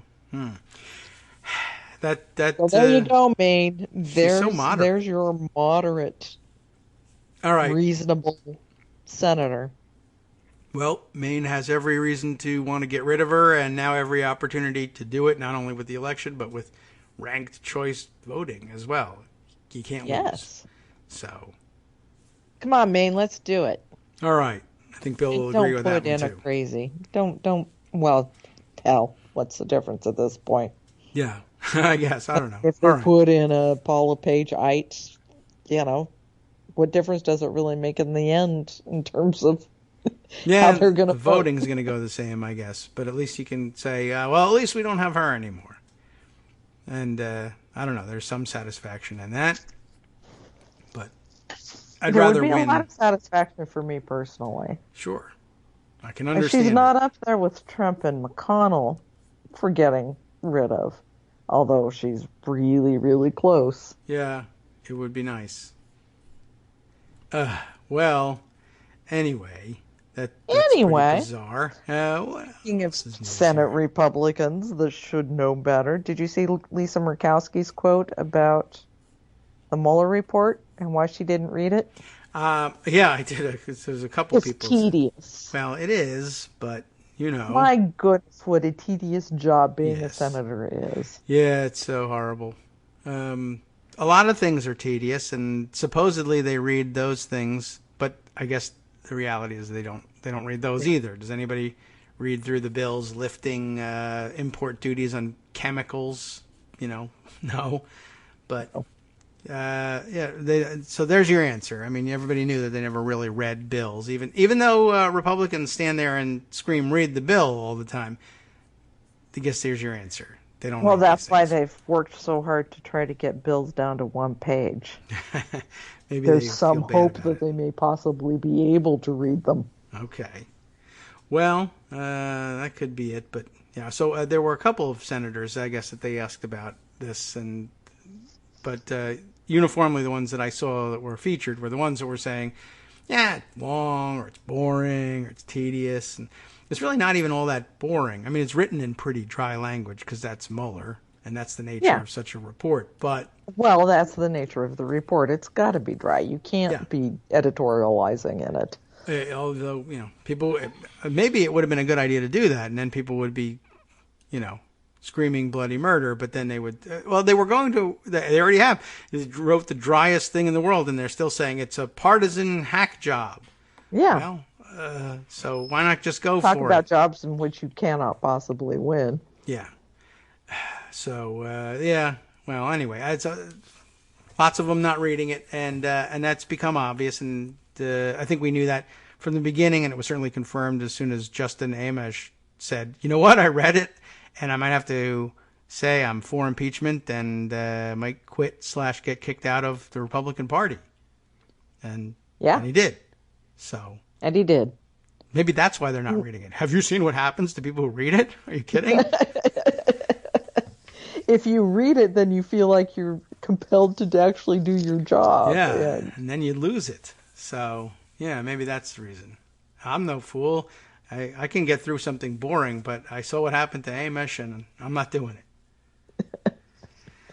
That's the real answer, I guess. Okay. All right. Well, let's see. Oh, you know what? As a matter of fact, as it happens, we've hit the wall here. The time for us hit to the wall. wrap I'm up. Sorry I came in to be such a bummer. You know what? We were all there. A fun morning. Yeah, and we owe it to you to try and talk these things through. And basically, we're all feeling the same thing. If it wasn't the case, well, we wouldn't all be here every morning and every Wednesday morning to listen in when you call. So it's okay. There wasn't any uplifting news, I don't think, to be shared anyway. Only the part about the judge saying, no, absolutely not Donald Trump. You cannot change your entire raft of lawyers defending your census question. Yes. That was pretty fun. That is true, and an amazing story. And I mean, there's not much to it beyond that, so wasn't going to take up a lot of our time. But it had to be mentioned, and I didn't do it. So thank you for doing so. Well, you're welcome. I appreciate that. Also, I guess you've probably heard this one too, but just to everyone else heard it earlier this morning. Joe Manchin's bill about World Cup team and equal pay. Did you happen across that one? And that was kind of fun. That's a nice thing to see. And a tick mark in his favor, even though, what are the chances that they bring it to a vote? Yeah. Okay, we'll take it, right? Okay. We'll Thanks very much, then, for coming by, even if it's just to commiserate. We enjoy hearing from you. And, welcome. Talk next week. Everyone raise a solo cup at Netroots Nation parties, although there are classier parties these days, I am sure, in Philadelphia. I'm sure. To those of us absent, friends who wish we were with you. And we'll come back and do this again. Us tomorrow, Joan next week. Although if you feel like calling in tomorrow because you feel better and have something to share, by all means. I will definitely do that. Okay, excellent. Thanks again, Joan. Take care. We'll speak again and see you out on the Twitters. All right, time for us now to wrap up and hand things over to Justice Putnam for his program next. And I'll wait until after this brief announcement to tell you what I can. From Daily Kos Radio on netrootsradio.com. You have been listening to the Kagro in the Morning Show with David Waldman. All right, some of the things he's got on tap for his program. Virginia GOP lawmakers revolt against making government buildings safer. The GOP in Ohio is forcing public schools to lie to kids about health care. And Pennsylvania's Democratic governor stopped the latest Republican voter suppression scheme. Good on you. More next.